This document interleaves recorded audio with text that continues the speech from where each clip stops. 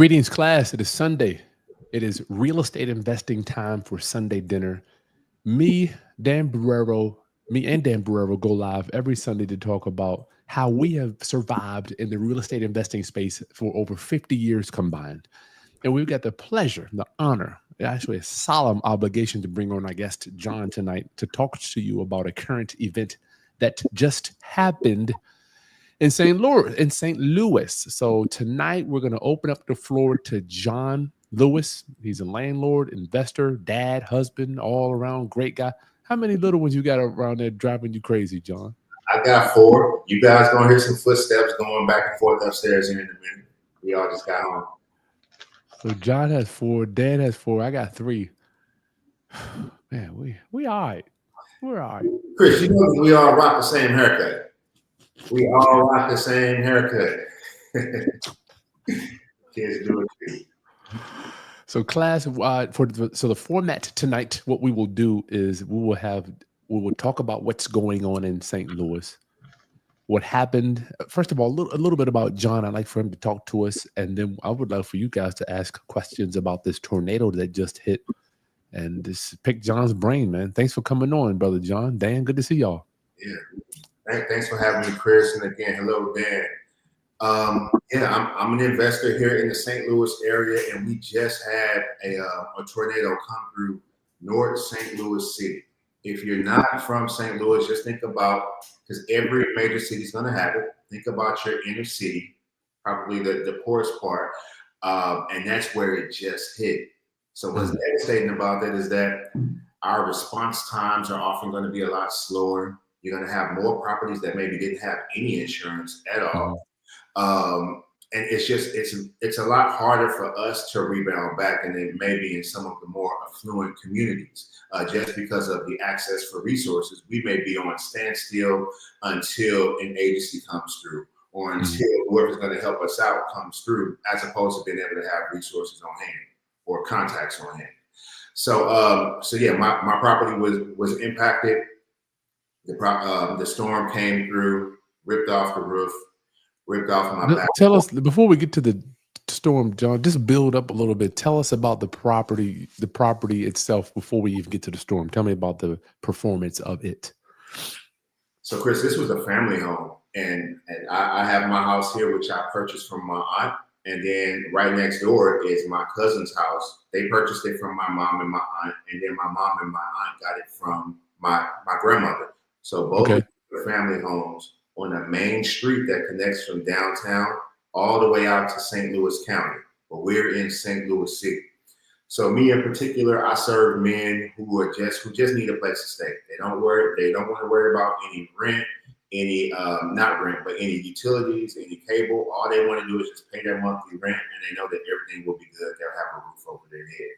So it's a 4-bedroom home. So I have 4 men that live in the house, and they have a rooming house. It's a rooming house. Yep.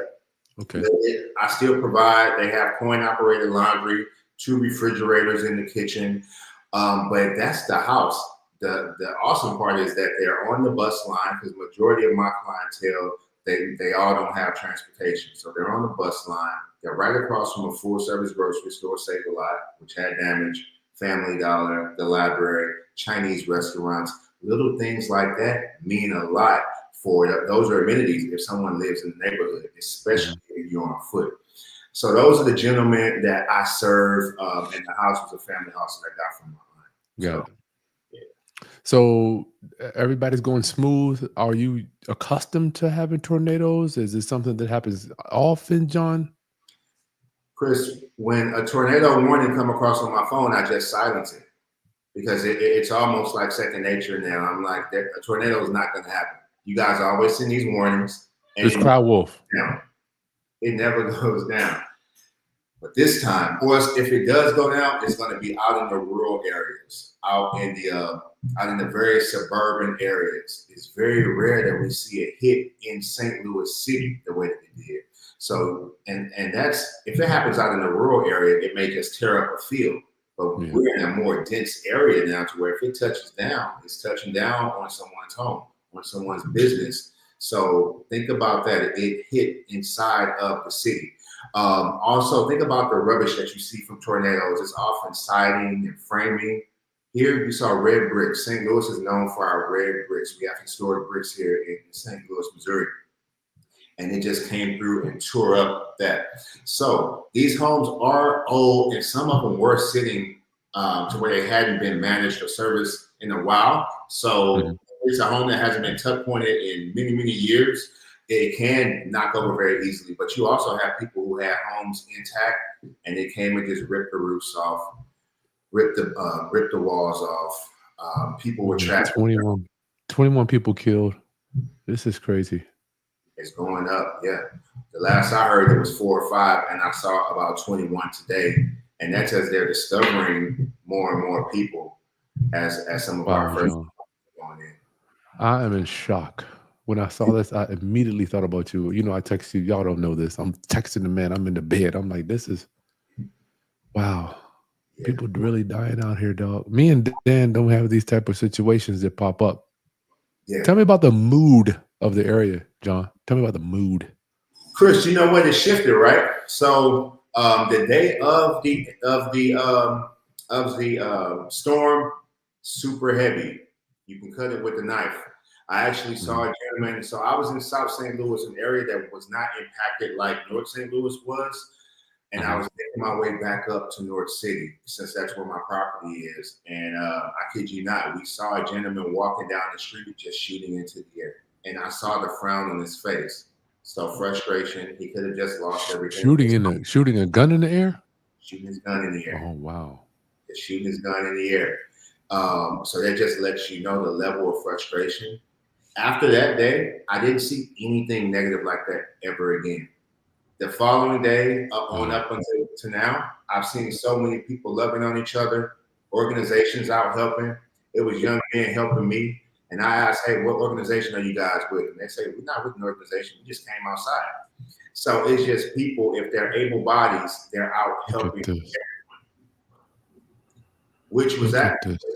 The circumstances were unfortunate, but the love and the collaboration was actually refreshing for the area. You know, we went through similar situation 9/11, man, because you know, people in New York City, we have that bad reputation of being rude and not wanting to help. 9/11, man, I remember it was like 6 months went by, and you know, I don't remember anybody honking their horn at me because I wasn't moving fast enough, or everybody was so pleasant with each other. But you know, that soon subsides. Chris, if you don't mind, put in the phone number that people could call in. Oh yeah, I'm sorry. I not to minimize what's happening with the tornado, but for the audience, I'd like to ask some questions. What is it? You know, you do rooming house, right? Do you find that more profitable than doing conventional? Definitely, especially now with the raising interest rates. However, this is a property that I own out free and clear, put my own sweat equity into it. Outside of the MEP work, the mechanical, electrical, plumbing, of course, I got to get someone in to do that. But this property, man, it was a family property. I used to work out of town. I would go out of town, make a few grand, come back. Me and my wife would do some work in the house. Go out of town for a few weeks, come back. Okay, cool. We can put an air conditioner in now. So that's really how I put this property together. And yes, doing it as a rooming house at the location where I was, it just made the most sense. I can always stay full. So I have 3 bedrooms, 3 of the larger rooms. I rent them out for $500 each. I just did a rent raise on one because I remodeled the room. So that was $550 a month. And then the smallest room is $375. So it performs, and my expenses is a little under half of that amount. So what are you doing? $1,900 a month? Yeah, just $1,900 now, but yep. And what would be, if you rented it out conventional, like to Section 8, what would the rent be? I would be somewhere between maybe between $900 to $1,200 a month. Wow. Section 8 has actually gotten a lot tighter. They've gotten a lot tighter with what they're paying out. I noticed it. I'm not sure if it's with the presidential change or whatever, and they're starting to tighten up with some of the government programs, but they aren't paying out like what we've noticed a change even from the last year on what the rents that Section 8 is approved. So you're at like 80 to 100% more than conventional when you do it when you rent out the room, right? Correct. But here's the thing, Dan. I've even been going through. So then, when I bought this house, I was 25 years old and I didn't have any kids yet. And I was telling Chris how this home, for one, it's more management intensive. I can always pop in on here. I got a key. I can come in and go straight down to the basement. I can go up to room 3. Hey, I need to talk to you really quick. If it was a traditional rental, I need to give you maybe 24, 48 hours notice unless it's an emergency. So so that's the difference with this. I'm 37 now. I have 4 kids. I have a wife. So I've even been considering putting some money in it to remodel it more and just try to get one of our cheapest mortgages. I know some lenders that do a 40 grand mortgage, some lenders that do a 50 grand mortgage. If I put 25 into it, try to just pull out just to pay my private money partner back. But now I can't do that anymore. And now I may have to walk away from it. But yes, for this particular property, then it was a lot more profitable to run it as a shared living home as opposed to. Let's talk about, if you don't mind, how much more work is intense it is rather than conventional, because now you're dealing with 4 different personalities.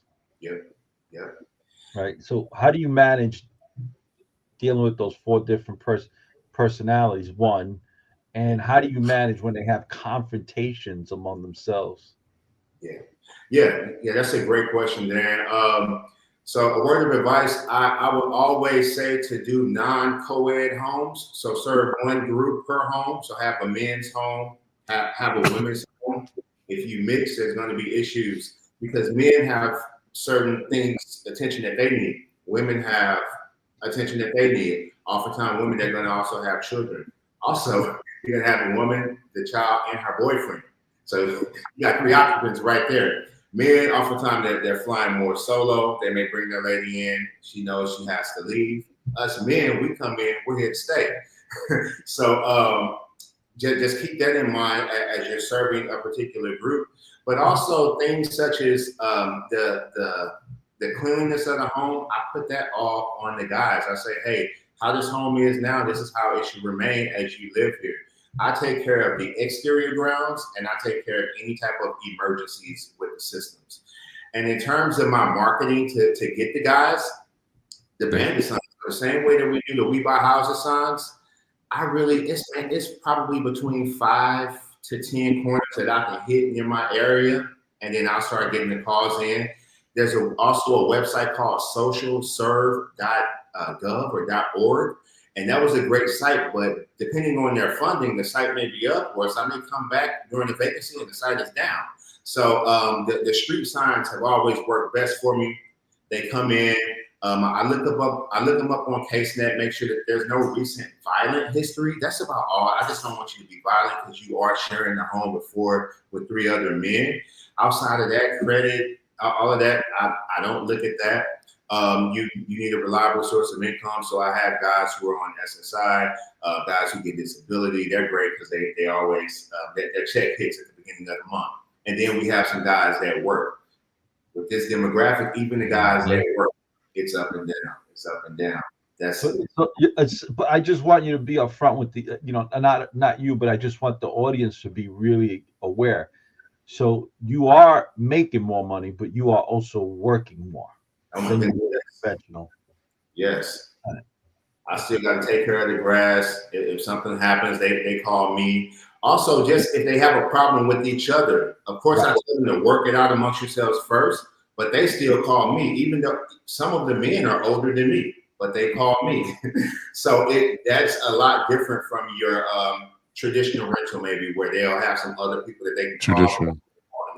Do you have it like, are you hearing issues like, hey, so John's not picking up after himself, he doesn't take out his garbage, or he's Scott is taking all my food out of my shelf? Do you hear things like that? That's the number one issue. People like to eat other people's food. That's going to be the number one issue that you hear. So that's why I have Chris. I'm like, you know what you bought. Eat what you bought. But that's why I try to resolve it by having 2 refrigerators. So 2 gentlemen for here, 2 gentlemen for here. So Smart. it'll be in his refrigerator. Smart. But you know, after we get a couple brews in us or whatnot, you know, the guys, if they've been drinking a little bit, they go in whichever refrigerator they want to go in. So it's things like that that may come up. And oftentimes, Dan, that's just a phone call. Or it's the next time I see him, hey, come on now, stay in your refrigerator. Whenever you do that, you interrupt me. And these guys do have a big heart. They appreciate what you're doing. Remember, these are guys that they don't have the income to have rent, to have sewer, to have trash, Have a place. but they're still getting a nice home. And in my home, you have a key to the front door, and you also have a key to your room. Believe it or not, Chris and Dan, not all landlords will give you a key to the house. No, they won't make a key for your room. And I've even had guys that say that they didn't have a key to the house as well. So there's a lot of trust there. I have a good relationship with my guys. But yes, I do have to it is very, very, very management intensive. Hence why I sort of have to rethink about it now that I'm almost 40 and I have 4 kids. And the wife has let me know, like, hey, you give this house a lot of attention. So in my mind, is that scalable? No, I can maybe only run about 1 or 2 of those at max. I mean, it would be scalable if you train people, right? But the problem is now it cuts into your profit margin, and you'd have to scale to like maybe 10 houses like that to make profit margin goes down. Make it worthwhile to pay that person who's working with you. You're right. Yeah, if I did train sort of like a specialized property manager, because it's a little different. Like most property managers, they're marketing. They're not going putting signs out on the corners and then using CaseNet and social serve, having to talk to case workers. I've had case workers, probation officers meet me at the house to sort of know who's going to be the landlord. And hey, if there's any issue, you can always call me.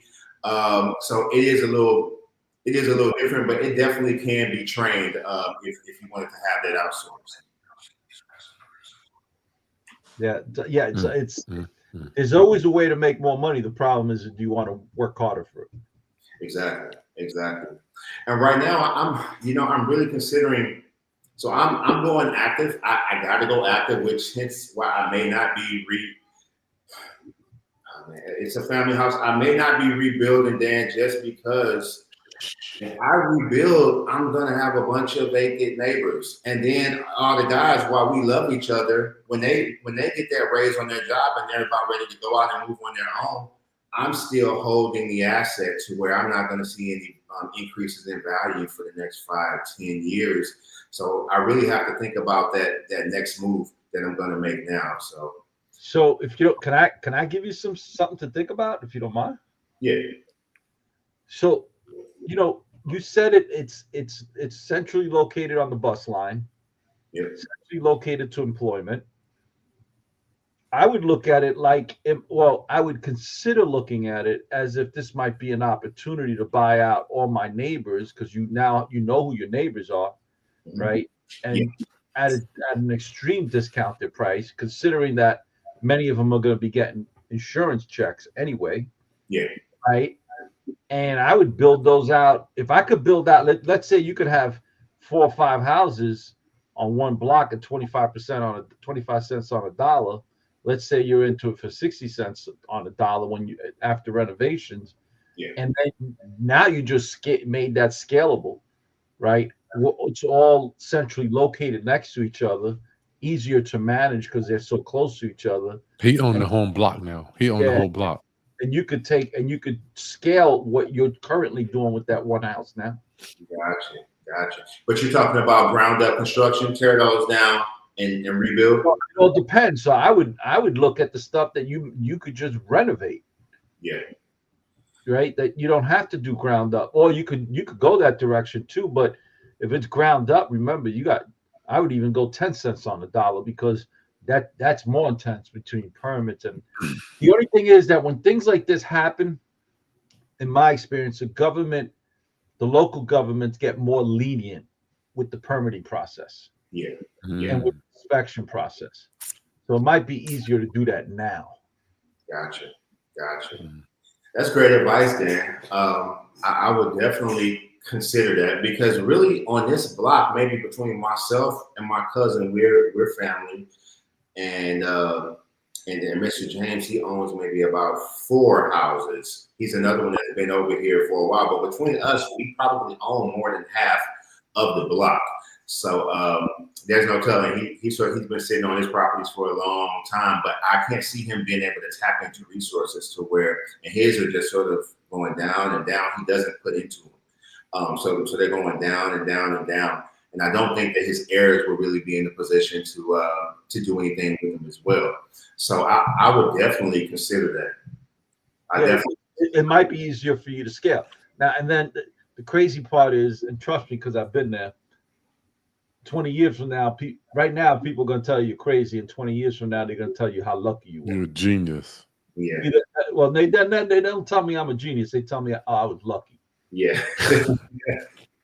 Yep. That's crazy. So Dan, Dan, so we have our downtown, we have our Central End, and you can sort of see where I am. So of course, right out there is going to be development that takes place, and we're in the Ville area. So as you see, I hopped over a little bit, so the development hasn't come there yet. You think still taking a risk like that? You know, Matt, I would have to have my feet on the ground to tell you, but you're there. The way I've made my money is, like, I've always bought right outside where the sexiness is. Yeah. I don't buy where it's sexy. I don't want to pay for the sexiness. Yeah. I want to buy the, the ugliest house on the block that has the most potential. Yeah. Right. It doesn't have to be a sexy block, but it has to have the potential of it becoming a sexy block. And then what makes that happen, right? Of course, how close you are to public transportation, how close you are to what's the employment, the main employer in the area. You don't want to just be in an area that's just one main employer. You want several, right? What is the local government doing to encourage industry to come in, right? Whether they're giving them tax incentives, building roads for them, whatever that is, right? And then what's the attraction? So, like, I never want to be more than 45 minutes away from an international airport.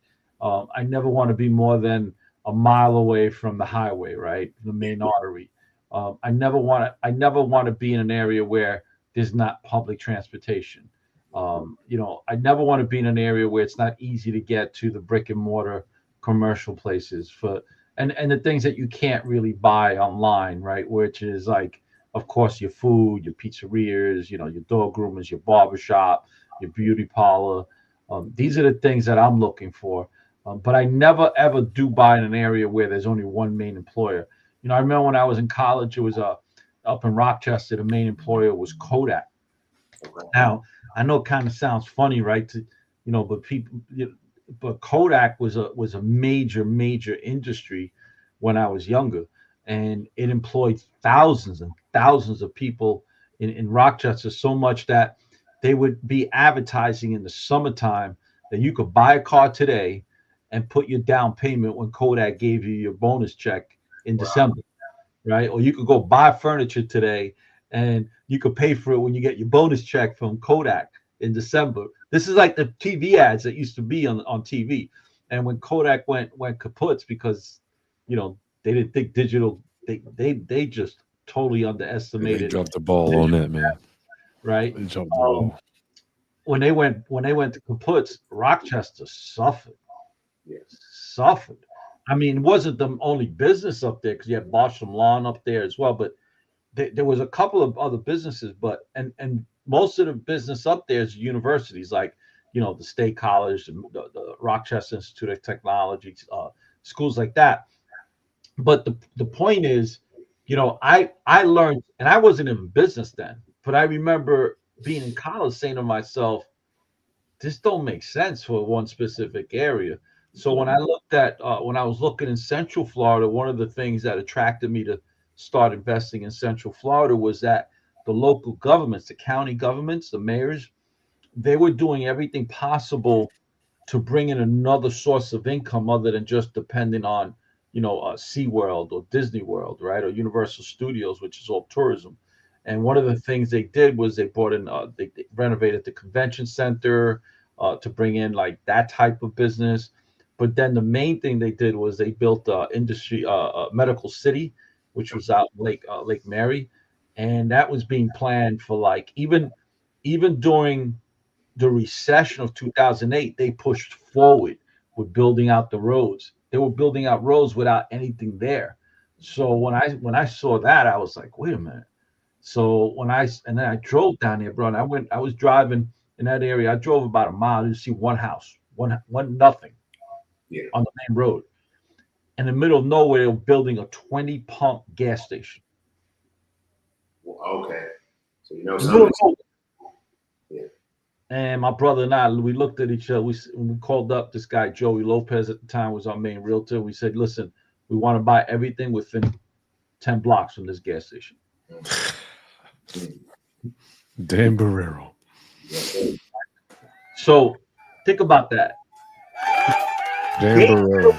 These gas station companies ain't putting in millions of dollars and dealing with DEP with all their headaches to bury those tanks. They don't, I'm not going to reinvent the wheel. Right? So these are the things that we look for. So if you see this happening, by all means, man, go for it. I want you guys to come to St. Louis so I can give you a tour, man. I gotta get up there, dog. Yeah. John, what is the deal? I have seen your product there. So in Virginia, we like to mimic New York with our construction. So we'll build a house out of wood and then put brick around it. Like in New York, I think in St. Louis too, the house is really built out of brick. Yeah. Right? I mean, like the whole wall. Correct. So the older homes in the city, these are 100-year-old homes. So my home is brick and then it's plaster. So you'll have your little slack things and then plaster. And yeah, our newer you're gonna have your it's gonna be framed up and you'll have your sheetrock. But no, these homes that were falling down and getting blown over, they're 3, 4, 5 times older than me. But I mean, I heard you before we came on. You guys pride yourself with this solid construction. I've seen these houses. I mean, these houses that I see are extremely well built. How did they crumble? Is that just to show us the magnitude of Mother Nature, or what? It's gonna be both, Chris. Because all right, again, remember this is an area. So here's the thing, Chris. Right, these houses, they aren't necessarily hitting the open market. They're going from one generation to the next generation to the next generation. So it may not have been tuck pointed or really had like care attention. It could have been a generation or two. I see. So, like Dan goes in and he's gonna make sure all the bricks repointed. That stuff is extremely intensive on the cost. It is. Masonry work and tuck pointing. I'm gonna need some of that at my property if I rebuild. But so we had some of that. So it is. We did pride ourselves on it being indestructible. So we have a home that's sitting there and it's already all of the mortar joints are all knocked up and everything. And this type of wind that came in, Chris, it was that the city is tore up. But I don't think anything could have withstood it. But these homes, if it was sitting in maybe a more affluent area, maybe they do pay more attention, or they're just like us investors, they tend to defer maintenance.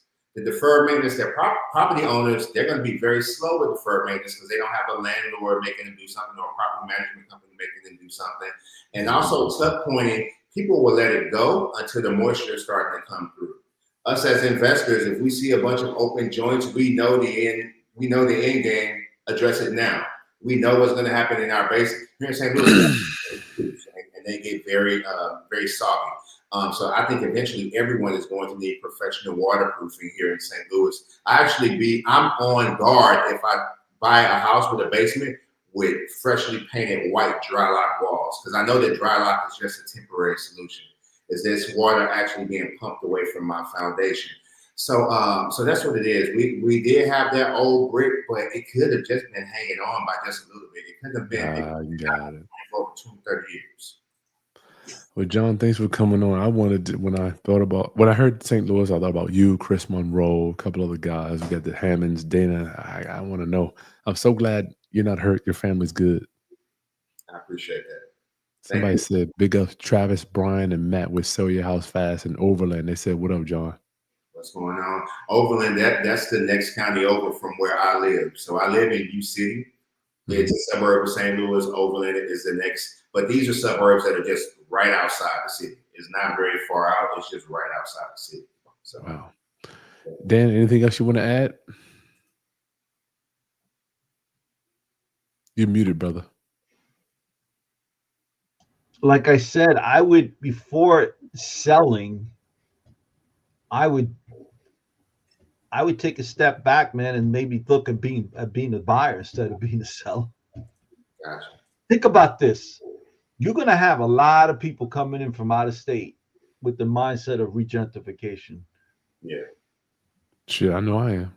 Especially in an area where an area like you described, where the majority of the homes have been transferred from generation or sold between family members or friends. Yeah. There's you don't want to be that guy who says, man, when you drive it down 15 years from now and say there's a Starbucks right on the corner where you and you're gonna be telling your kids, damn, I should have never sold that. Damn. I'm not gonna be able to sleep tonight. I'm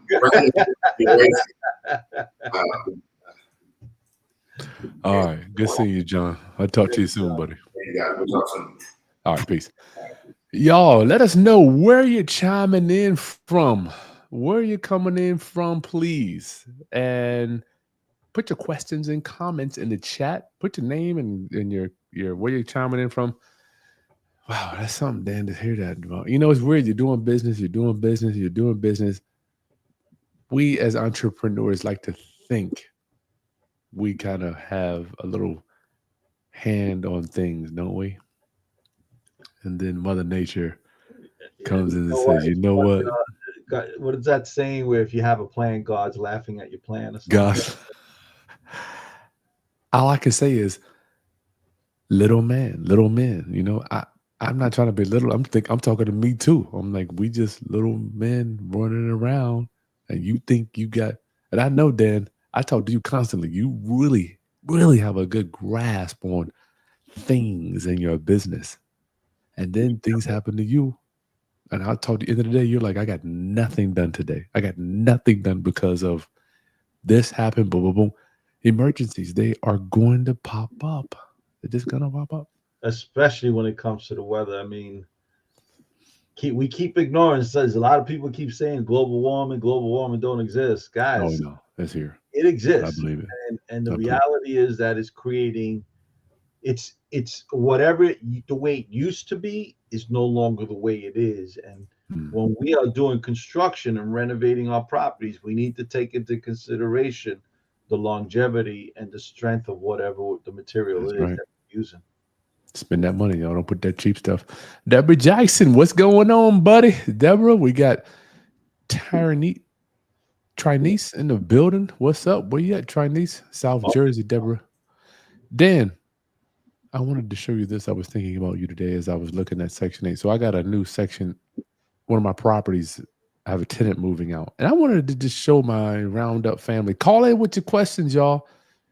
Or call in with comments, either one. Please let us know what you're doing. So, Dan, this is my Section 8 area. Let's just say Hampton, Virginia. For all the people that are scared to do Section 8. And Dan and I are going to do a micro class on this. I want y'all to see this. I just typed in. You could do a search to see the affordability. How many units are available. Y'all look at this. Oh, come on.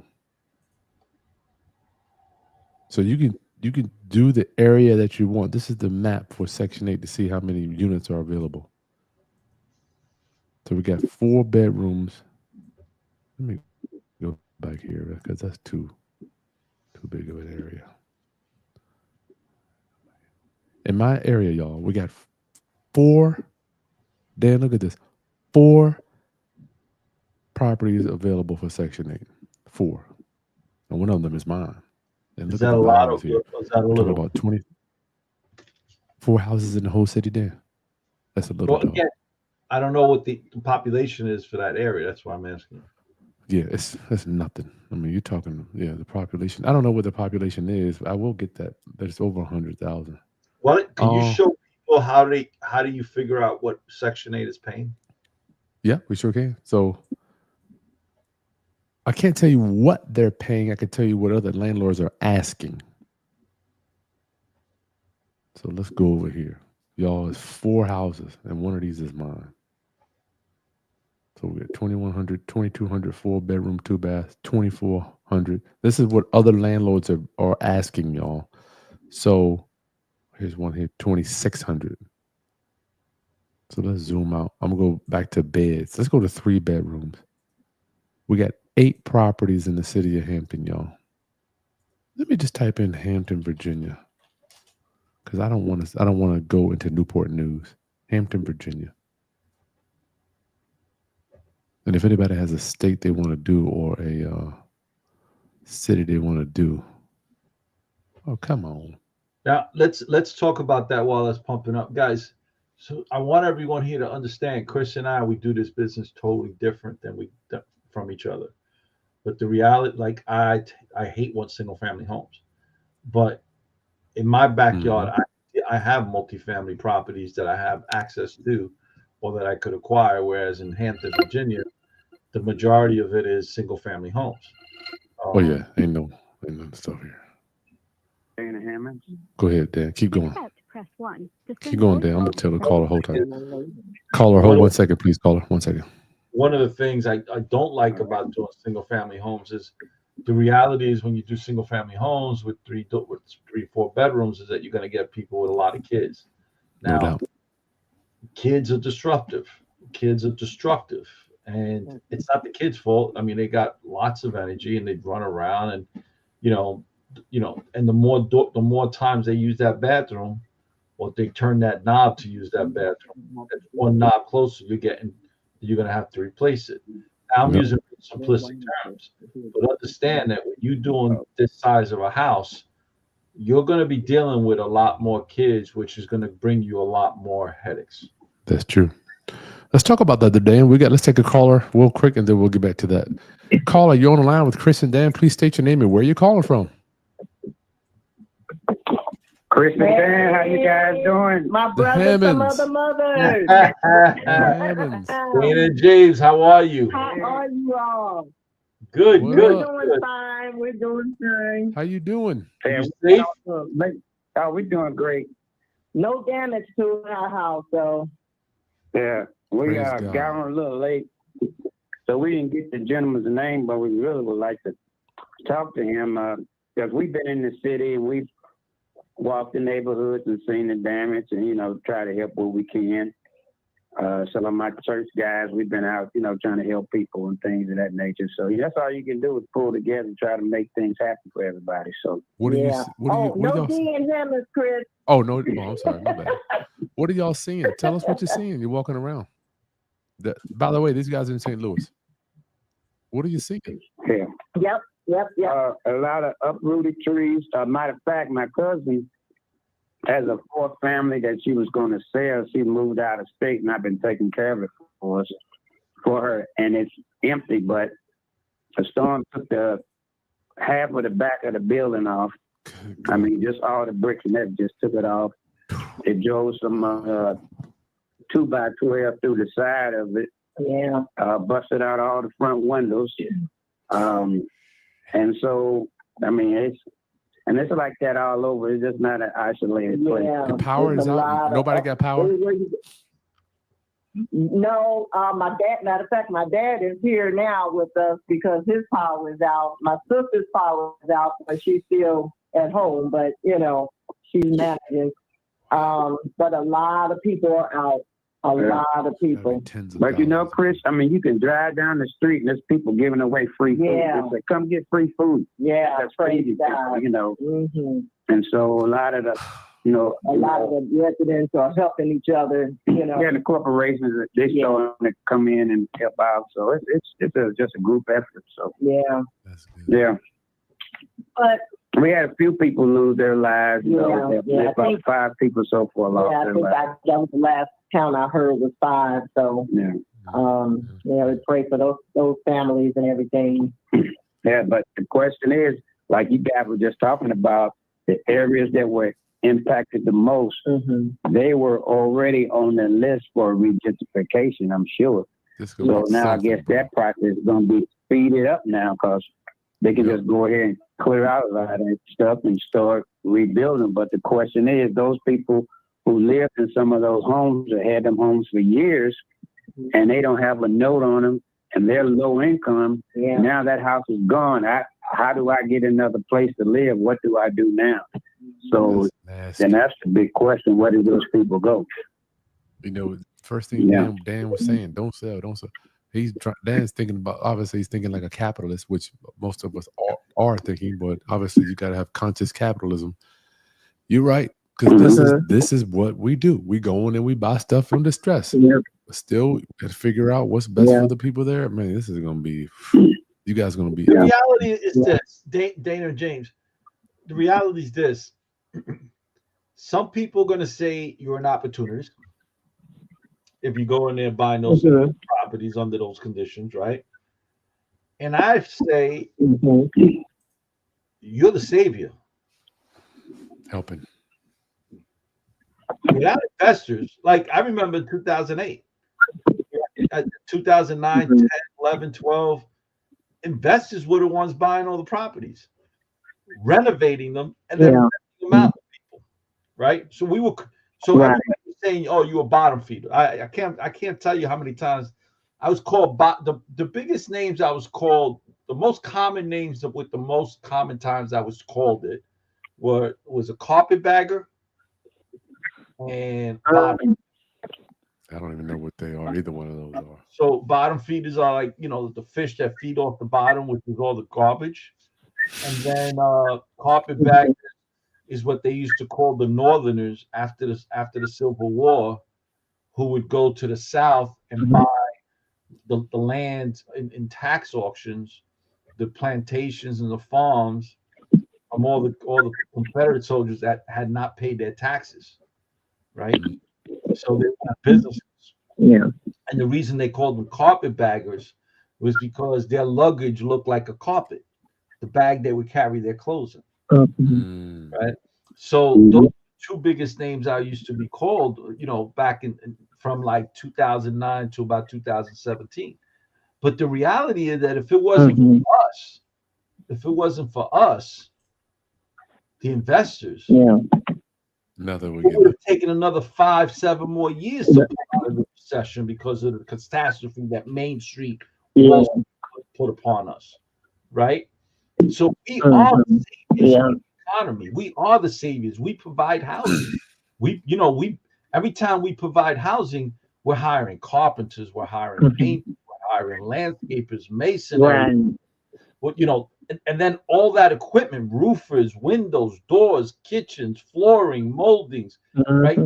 Nails, screws, insulation, beam, right? So now all those people that are coming in to work on that property all have to get the material delivered. So now we're paying delivery people, and then those delivery people need trucks.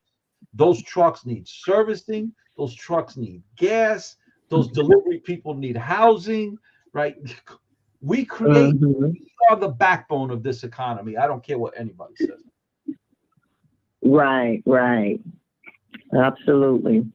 So, if there's an opportunity, take it. What are you guys thinking, Hammonds? Say that- Are y'all in that the last part. mindset of going down there like where John was at? Well, you didn't see John. Are y'all in the mindset of trying to buy No, more? we came in on the tail of him. Or you Say guys, that again, Chris. I'm sorry. you guys thinking about buying more or selling, or what? Are you, or y'all not even? You just trying to just get out of panic mode first? No, we want to be in the buying mode. Yeah, definitely. Okay. Um, Borrero shit. There's definitely certain areas. We're at the point where, certain areas is not beneficial for us at the moment. because of, it's so disarray or whatever. Yeah. But there are some areas, some pockets that we would definitely be, interested in consuming. So, Is there any way we can get in touch with John? yeah, John, he's on right now. because we came in on the end. John, he's on right now. I see him on Facebook. John, put your, I don't know, contact information, or you got, I don't know if it's an email, phone. He's right here. And if he's not here, Okay. then I'll hook that up for y'all, because John's my guy. He's on social media too. Okay. Great guy, man. I appreciate that. Yeah, really good. Yeah. I mean, very knowledgeable. 'Cause, Very knowledgeable. yeah, we've been trying to find people with same mind, like mine Environment. here in our area. We don't really know a lot. That's Yeah. right. Environment. All right. Thanks for calling in, guys. All right. Thank you, guys. Are you guys? Ultimate You all landlord stay in the blessed. building. Ultimate Yeah. landlord in the building. All right. Yeah. Tuesday, Yeah, Ultimate yeah, Landlord yeah, Warriors. Ultimate landlord warriors. Yeah.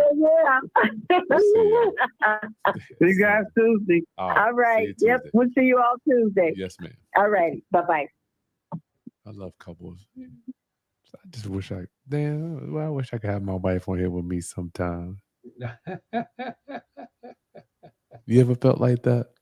Well, sometimes. My wife would be like, "You want me to do what? Yeah, go get my whatever." I'm like, y'all, we got a few more minutes and then we're gone. So call in with your comments and questions, 757-204-1332. 757-204-1332. What's wrong, Dan? Oh, man. Help me wake Dan up. These guys goes to bed at 8 o'clock. You know what, man? It's like getting the outside house ready for the summer, man. The past 2 days been working like an animal. What you doing? Getting the house ready for the summer. What are you talking about? So two of my guys that normally help me do my house as well as my other house. I have a single family house also that I rent, but it's next door to me, and it's not. And guys, I don't, like I said earlier, I don't particularly like buying single family homes, but this is not just an investment. It was a personal reason why I bought it. And just I live in an area which is very woody. It's a lot of woods, so it's I have to do a lot of power. Okay, wash. get to it. Get to what is this? It's just a lot of work to get the house ready for the summertime. Get a house ready for the summer. You teaching me something. Call her once. Dan, give me one thing. What are we doing to get the house ready for the summer? Are you pressure washing it? Are you doing landscaping? Or is it caulking windows? Clean all the siding, clean all the windows, the screens, clean out the gutters, clean off the roof. Got it. Power washing the walkways, the stairs, the railings. I see. Then you see things that have to be fixed because you're there cleaning, right? And then you got to get all those things cleaned, and then some exterior painting. It's just a lot of work stuff. And then not including then taking out all the summer furniture. Caller, you're on the line with Chris and Dan, or Dan and Chris, rather. Will you please state your name and where you're calling from? Hi, Tisha, and I'm calling from New York. Hey, Tisha, another ultimate landlord in the building. Ultimate landlord warrior. Ultimate landlord warrior in the building. Tisha is Tiesha. I can't remember. Teisha. Te. Yeah, I had that right. From NY. Tisha, how can we serve you today? Yes. How can we serve you? Okay, so this is a question regarding renovations. I'm helping my mom. My mom has a brownstone in Brooklyn. She has to get the interior door replaced. Someone came out, gave her some information that really wasn't very helpful. She went out to Doors R Us or someplace out in Gray's End that just deals with doors, wasn't impressed with what she saw. I wanted to find interior door replaced. What is like a general price range for something let like me that? ask you a question. Just let me ask you a question. When you say interior door, is it the second door from the entrance of the building? It's a brownstone So it's the first floor. So it's the exterior door, and then it's the second door. So As well as the exterior door. the exterior door has to be replaced later. Right now, she wants to get the interior door replaced. So it's okay. She will So be getting I the wanna make sure I exterior door. understand. So you have the first door, and then you have a foyer, and then you have a second door, correct? Right, it's the foyer door. It's the foyer door. Yes, sorry, it's the It all foyer. depends. It all depends on you. It all depends on you. The cheap way out is to do the front door as well as the second door, and you could go with that modern aluminum framing work.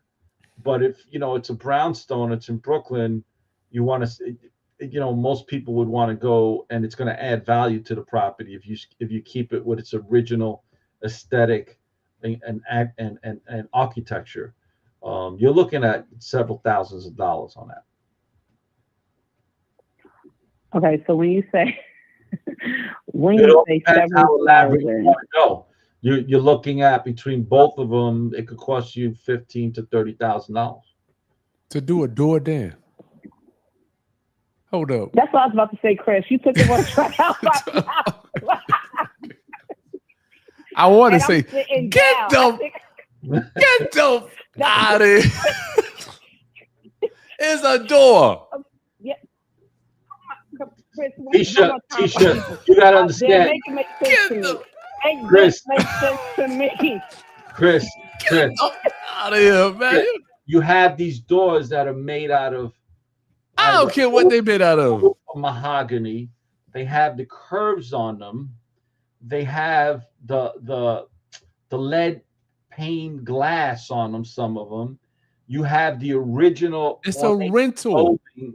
It's a rental property. These are brownstones. No. This is where, so this property is where my mom resides, my sister, and a tenant It's on the the top home. floor. And the block itself, the brownstones are beautiful. So that's okay. So yes, make sense to me. 15 to 30,000. Go, Dan. Go ahead, I'm listening. I'm gonna fall back. You on want, again, if you want to go on the cheap, you could literally get a framer in there. He could frame out the whole thing, put in to make it fit. To make it fit to something. to make it fit a door from Home Depot, That's what I'm going. and you're looking at maybe $3,000 with labor, right? But is it going to increase the value of the property or add value to the property when you go to rent it? No, because it's not paying respect to the architecture of that brownstone. Why do brownstones in Brooklyn appreciate so quickly? It's because of the details that people put into it to pay respect to the architecture of the brownstone. I didn't know that. Neither All did right, I, Chris. Tisha. Am I wrong, Tisha? No, you're right. There, I mean, it's, and my mom even redid all of the wood, took all the paint off, so the house is beautiful. I just didn't think it was going to be $15,000 to $30,000 for a door, but I will. Well, no, we're talking about two doors. The entrance door and the foyer. Now, there are companies out there. I could probably reach out to Jude Bernard. He would tell me. Yeah. That will sell you those original doors. You just have to refinish them, and it'll be a lot cheaper. Where these companies go in, like on buildings that are going to get knocked down, they'll go and they reclaim all that original wood and original doors, and original door handles, cabinetry. They reclaim it. They take it out, and people are happy because they're getting all this taken out for free. And these guys are happy because they get to store it somewhere for someone like you to come and buy it and have 50% of what it would cost you to do brand new. And it still pays respect to the property, to the architecture, because it's the original designs from that era. Okay. Yeah, we could go that route. And then how much does it cost to get the doors installed? that's the labor part, and that's the craftsman side, right? Because not only does it have to be installed, they have to be refinished. So, you know, instead of it costing you 30, you may be looking at between 10 and 20, maybe, you know, 10 to Okay. 15, depending on how much work it is to retrofit it. But again, so when Chris said, are you crazy? Chris, I've told you, man, New York City's an animal by itself. Guys, I want everyone to see. I did a video last week. I had to put up Twilight Zone. shed. Twilight Zone, dog. Every time Chris comes over to Brooklyn, he's like, man, Dad, I don't understand these sheds. Like, they're all over. And I'm like, all right, Chris, you can't do no work in the city on exterior wall without putting up a shed. And that shed is a protective shed to protect the pedestrians walking underneath it, right? Well, that shed, between renting it, installing it, and The survey. The pull, survey. were $18,000 before I start working. Wow. And now it's just, Tisha, you need to go get you some tissue and go that's a wipe cheap your shed eyes. because it's a small property. I did one in Park Slope last Crazy, year, dog. at the end of the year. That one cost me Wow. almost $25,000. All right. Tisha, you had another quick question? We got to keep moving. Okay. No, yeah, I don't even know what to say. Yeah, you're It's done. going to take a minute for this to get done. But Go yes, get you some thank you so wine. much. I appreciate it. Another Yeah, landlord warrior. yeah. We'll see you Tuesday. All right. Peace. Okay.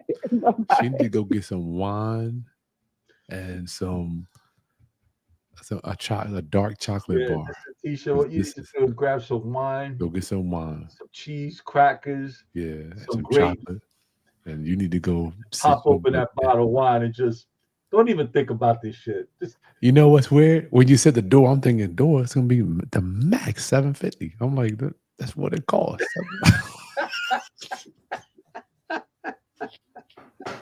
But I was shut up. I'm like, let me shut up, man. Because he's like, how much is the door? See, the doors used to be for me used to be $450. Now they went up to $550. So, you know, I'm like, that's the max. You know, the crazy part is, I need to know the steel doors. We have to put in steel doors in our New York apartments, self-closing steel fireproof doors. Uh-huh. These doors have to have a mortise lock, and they also have to have the peephole, and they have to have the ringer.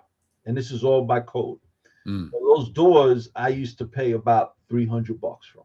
Mm-hmm. And I would go directly to the fabricator. It was a fabricator. He's in Bushwick, Brooklyn. You bring them the size, and if they don't have it in stock, if it's an odd size, an inch, 2 inches off, they Let's fabricate spit it out. Let's spit it You out. come back 3 days later, it's done. You pick it up. Mhm. 300, 350 max. $850 now, $900. And that was like in a year and a half. It was like it went from like $350 to $850, $900 in a year. Oh wow. What the? Oh wow. I was like, give me a break. Wow, dude. Scary, scary stuff. So listen, y'all. Dan and I, we've been on here for an hour. I want to let everybody know tomorrow I've got a guy. I don't even share this with Dan yet. I got a guy coming on that is going to teach you guys how to become a senior transition specialist. I'm in a high-level mastermind, and I get to meet these guys. Ooh, I messed it up. Oh, here we go. Dan's getting sleepy. He's going to teach you how to be a senior transition specialist, how to actually move seniors and elderly into these buildings and get a huge fee. And you get to get the property too. So he's going to be in the channel tomorrow at 7 o'clock. I look forward to seeing y'all. This dude is doing some serious numbers. He's one of those guys, Dan, that's in that mastermind that I pay arm and a leg to be in. Phenomenal guy. I got to introduce you guys too. Anything else? Well, I want to do section 8, but we can finish this stuff next week. We got it. I want to keep this to an hour. Guys, and again, we're signing up with doing a waiting list is back open for Ultimate. Oh yeah, Landlord the link's Survival right Guide. below. It's in the link in the So, video you know, description. it was a phenomenal class. We're coming to this week is the last week of this class. It's our first graduating class of Ultimate Landlord Warriors. So you come in to the class and you it's called the Ultimate Landlord Survival Guide. Well, when you graduate, you're getting a diploma because you will be an Ultimate Landlord Warrior. Gotta right? work on that stuff. So we're graduating 46, is it? 46 Ultimate Landlord Warriors this week. Wow. It was I can't believe an it, man. intense That 5 was weeks. something. Yeah, it It's was an still, we're intense, going on. The 5th week is next week. We went over. yeah, we went over by 1 week, guys. So if you're interested in, wanting to learn how to manage your tenants instead of your tenants managing you, put your name on a waiting list for the next class. It's right in the video description. I forgot about that, Dan. We just finishing up the I Ultimate don't know Landlord how the hell you Survival forget Guide. about that, man. You know why I forgot?